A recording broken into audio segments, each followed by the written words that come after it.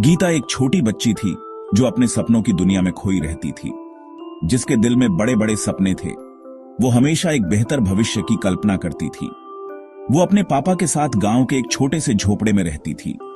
उनका घर बहुत साधारण था, लेकिन उसमें प्यार की कोई कमी नहीं थी। उनकी जिंदगी बहुत मुश्किल थी। गरीबी ने उनके जीवन को कठिन बना दिया था। उनके पास पैसे कम थे और अक्सर उन्हें भूखे पेट सोना पड़ता था। लेकिन गीता ने कभी हार नहीं मानी। गीता एक अच्छी जिंदगी चाहती थी, जहां कोई चिंता ना हो। वो हमेशा आसमान की ओर देखती और सपने बुनती। हर रोज गीता पास के जंगल में लकड़ी लेने जाती थी। ये उसका रोज का काम था। हरे भरे पेड़ों को देखकर वो अपने आप में गुनगुनाती थी। जंगल की ताजगी उसे नई ऊर्जा देती थी। जंगल उसकी अपनी दुनिया थी, जहां वो अपनी परेशानियों को भूल जाती थी। वहां उसे सुकून मिलता था। एक तेज गर्मी के दिन जब गीता सूखे जंगल से गुजर रही थी, उसने कुछ अजीब देखा। यह दृश्य उसे हैरान कर गया। एक छोटा सा मेंढक एक गिरी हुई टहनी के नीचे फंस गया था। वह बहुत परेशान और लाचार दिख रहा था। वो बेचारा बहुत लाचार दिख रहा था। गीता ने तुरंत उसकी मदद करने का फैसला किया। गीता का दिल दया से भर गया। वो जानती थी लाचार होना कैसा लगता है। उसने आराम से टहनी उठाई और मेंढक को आजाद किया। मेंढक कमजोर और घायल था। उसने गीता को अपनी आंखों में शुक्रगुजार नजर से देखा। गीता ध्यान से मेंढक को घर ले आई। उसने उसके जख्म साफ किए और उसे पानी से भरे एक छोटे कटोरे में रखा। उसने अपनी रोटी भी मेंढक के साथ बांट ली ताकि वो जल्दी ठीक हो जाए। दिन रात बीतते गए। गीता ने मेंढक की देखभाल की। धीरे धीरे वो ठीक होने लगा। गीता मेंढक से अपने सपनों के बारे में बातें करती और उसकी खामोश दोस्ती में उसे सुकून मिलता। एक रात गीता कटोरे से आ रही एक अजीब रोशनी से जाग गई।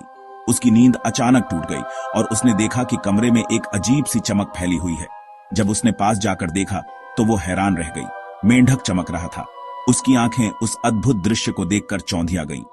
वो मामूली सा मेंढक उसकी आंखों के सामने एक राजसी देवता में बदल गया, जो गहनों और जेवरों से सजा हुआ था। गीता दंग रह गई। उसकी सांसें थम सी गईं। देवता बोले।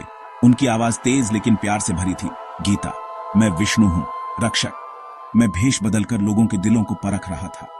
मैं देखना चाहता था कि कौन सच्चे दिल से दया और करुणा दिखाता है। तुमने बहुत दया और करुणा दिखाई है। तुम्हारे दिल की अच्छाई ने मुझे प्रभावित किया है। कुछ भी मांगो, तुम्हें मिल जाएगा। देवता ने अपने हाथ आगे बढ़ाए और आशीर्वाद देने के लिए तैयार हो गए। गीता की आंखों में आंसू आ गए।